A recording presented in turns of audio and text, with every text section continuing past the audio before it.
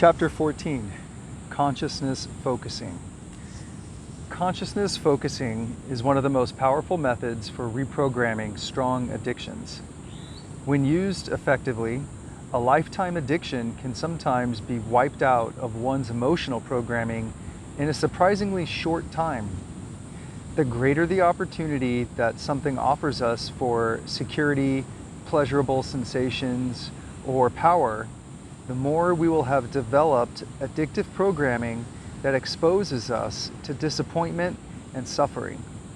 Consciousness focusing helps us reprogram these strong addictions that make us expend so much futile energy in guarding them and living them out in our daily dance.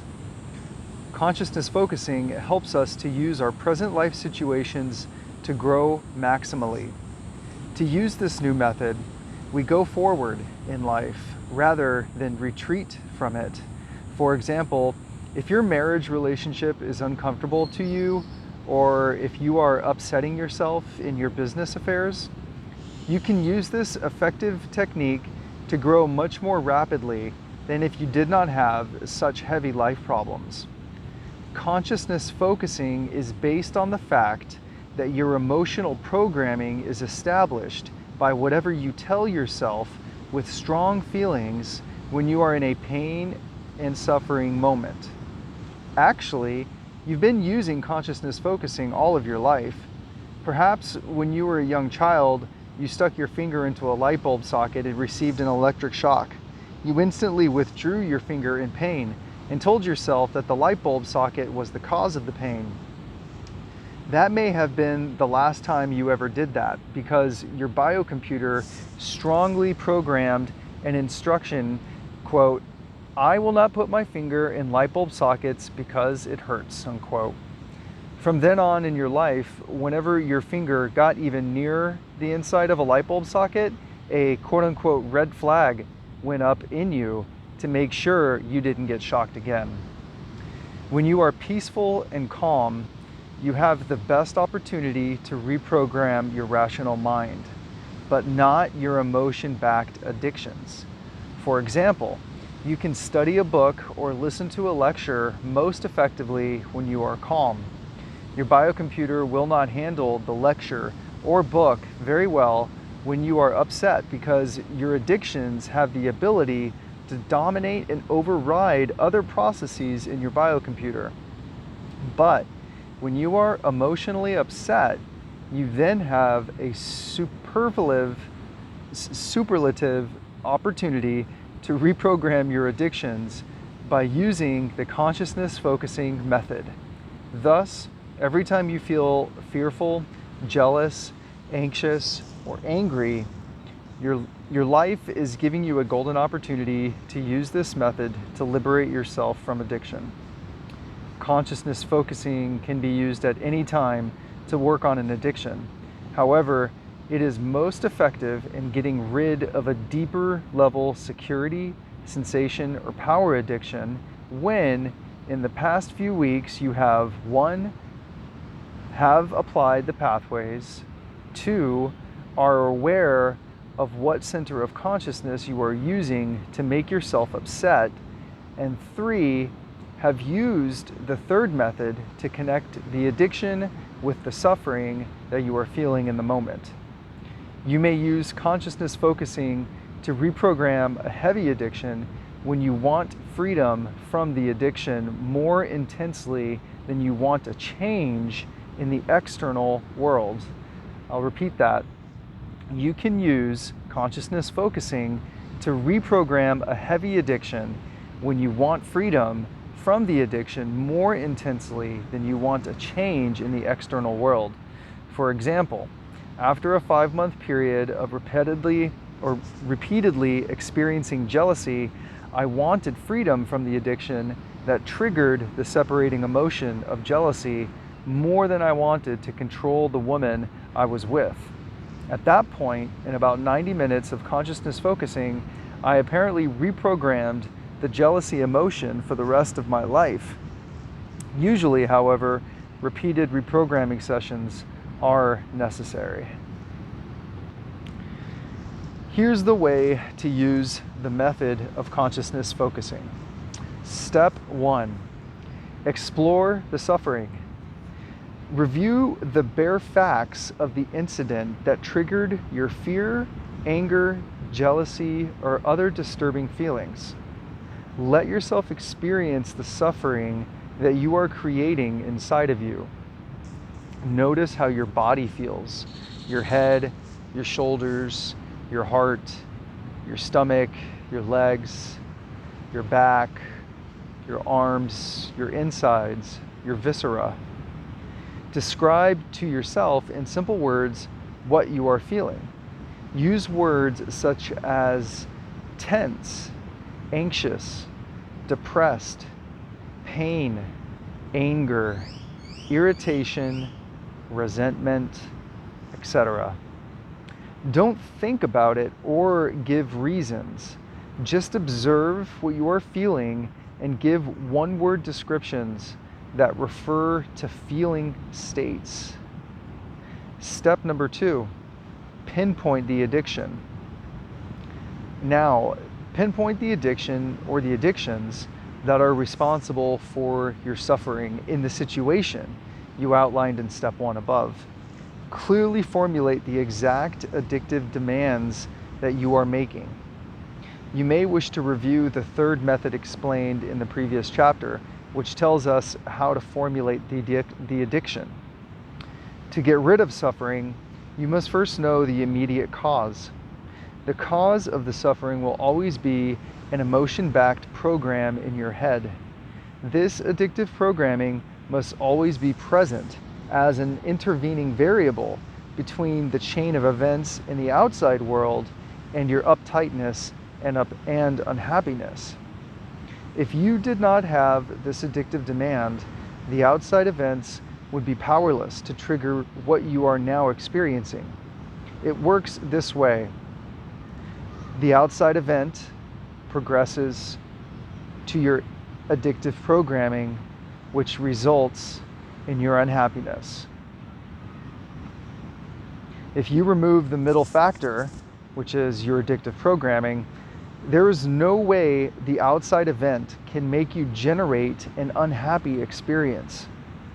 Your ego and rational mind have been blaming the left-hand box, which is the outside event, for your suffering.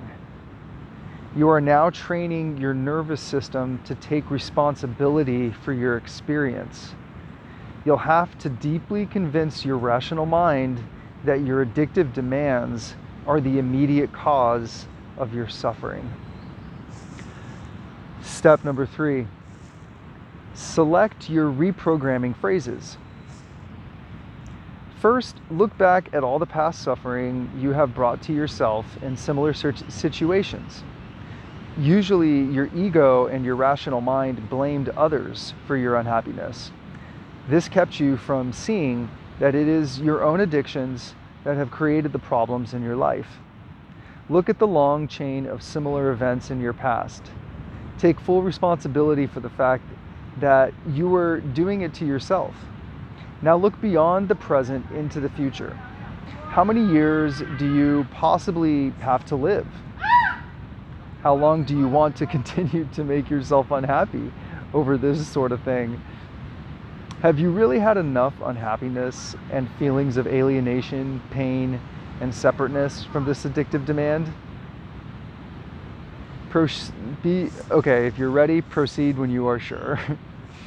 Now, put yourself in a separate room and kneel down on the floor with your legs underneath you. Select a reprogramming instruction that you want to forcefully put into your biocomputer. This will be a direct command to your biocomputer.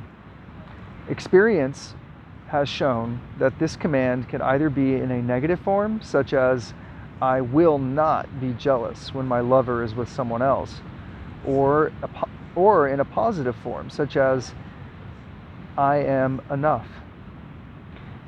Your marvelous biocomputer is excellent at handling instructions, both to do something or not to do something.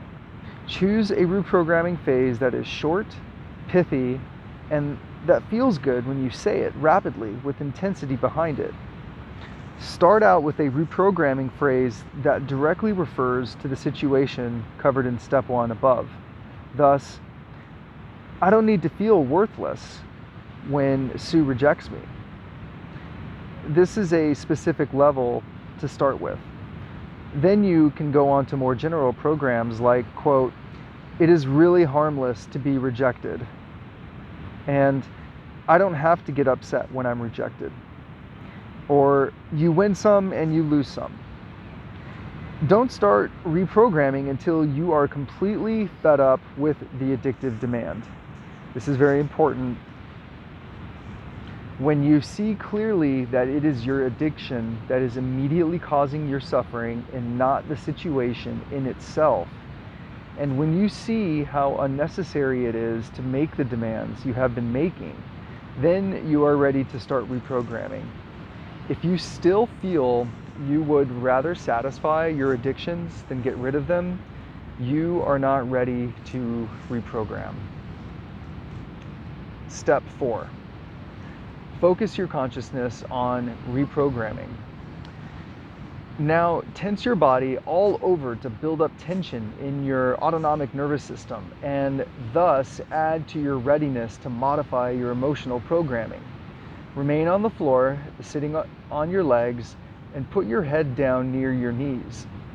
With maximum determination to get rid of the addiction that is causing you suffering, forcefully repeat one or more reprogramming phases you have selected.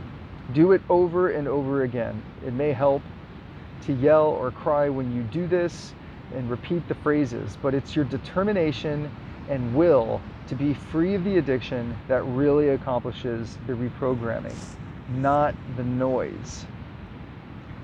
Clench your fists or beat on the floor as you say reprogramming phrase. Tighten your arms and leg muscles, or do anything else that feels good to you while you are repeatedly hammering your reprogramming phase into the deepest parts of your biocomputer.